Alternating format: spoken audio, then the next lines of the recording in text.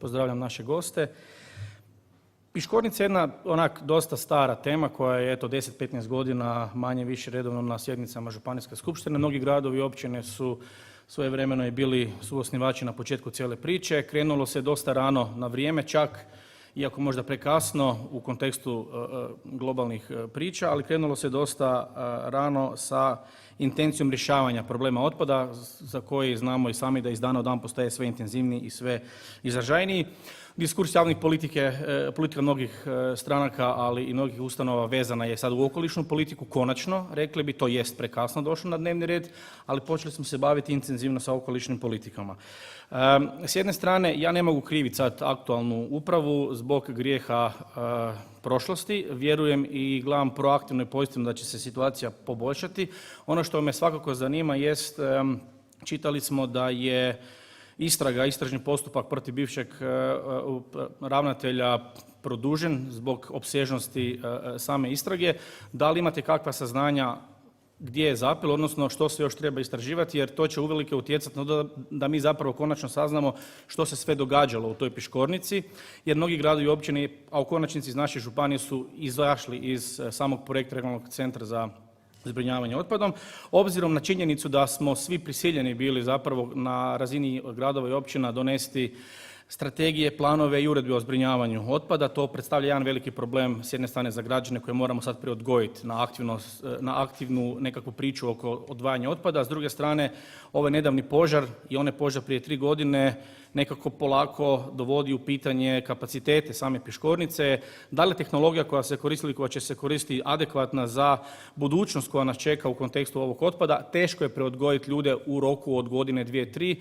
Koliki su nam kapaciteti u Piškornici, da li možemo očekivati dugoročno još nekakve ekstra probleme, jer znamo i sami da će nas Europa pitati gdje ste bili, što ste radili kad dođe onaj dan za obračun, koliko imamo odvojenosti otpada. Znamo da pojedini komunalci su edukativnim metodama mjerili dosadašnju odvojenost otpada od strane građana, pa onda imamo sad nekakve nesrazmjere u tim postocima, pa imate smiješnu situaciju da jedan Prelog se planira da ga se kazni, što hvala Bogu zdravim razumom se to maknulo, ali nekako smo robovi te statistike, koliko odvajamo, koliko bi trebalo odvajati otpada, a kad stavimo to u onaj konkretan i jasan kontekst smeća, vreće smeća koja se zasipa u Piškornicu, na već koju kazetu, da li imamo dovoljno kapaciteta vezano uz ove požare, eventualne nove požare, da se snađemo kada nas pitaju na kraju dana gdje ste bili, što ste radili u tom kontekstu. Znači, molim vas, ako imate odgovor vezano na istražni postupak protiv bivšeg ravnatelja, tehnologiju i kapacitete koje nas čekaju za naredno razdoblje. Hvala. Puno je ove teških koraka i odluka pred nama i mislim da smo mi sad nekako konsolidirali cijelu priču. Ovo što ste vi spomenuli, čini mi se da sam tako razumio da neki žele izaći ili izašli bi iz projekta.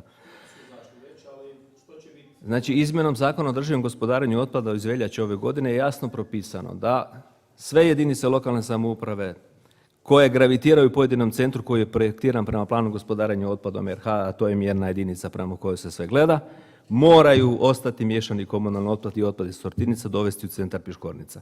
To da li bi neki htjeli i ne, bilo je takvih pokušaja, još možda neko razmišlja da bi... Zakon je to rekao, nije pročitao zakon. Da. I postoje naravno kazne.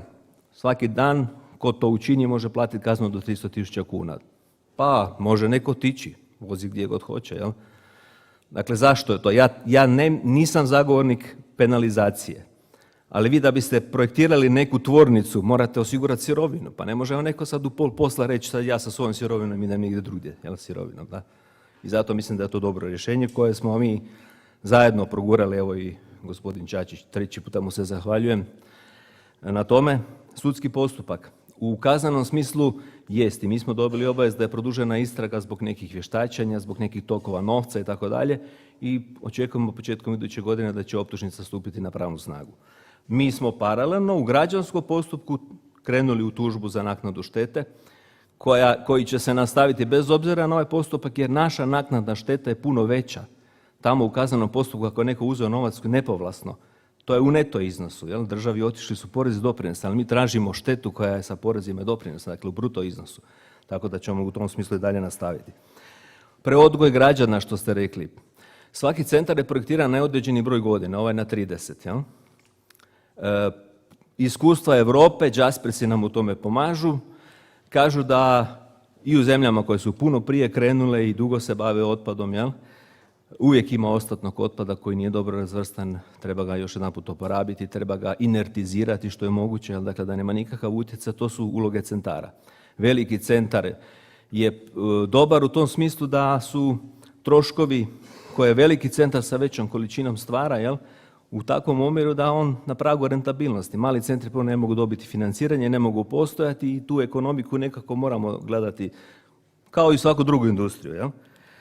Podaci da li su nevjerodostojni, da sad ne gnjavim, puno je tu bilo problema, nije bilo vaga, prijavljivalo se odokativno, ne znam kako ste vi, koji termin ste tu, ali sve smo mi to uzeli kao rizike, napravili scenarije, što ako to nije baš tako kako je, što će se dogoditi.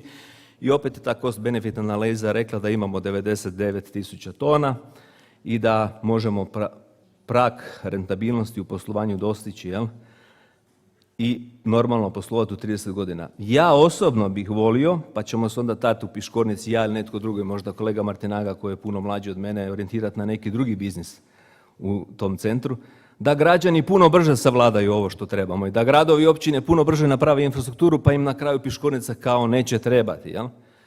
Nije se događalo kod drugih, treba pretpostaviti da se neće vjerojatno ni kod nas tako brzo dogoditi, da ćemo imati sigurno 10-ak i više godina posla u Piškornici.